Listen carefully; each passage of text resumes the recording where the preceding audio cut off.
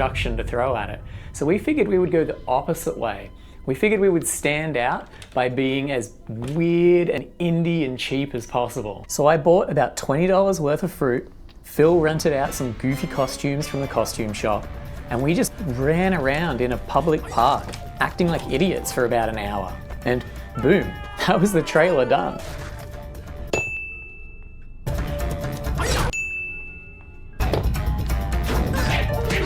A few weeks later, at the end of April 2010, we released the game. It didn't just blow up right away. It wasn't instantly a success. At the very beginning, it was making $100 per day, which wasn't enough to keep the lights on, but relative to some of our other projects, that was surprisingly good. On a Friday, it actually overtook Doodle Jump in the Australian charts. It was still really low everywhere else, but still, this was a huge accomplishment for us. We were super excited. So to celebrate, we sat around and had 1, 2, 3, or maybe many more beers that evening.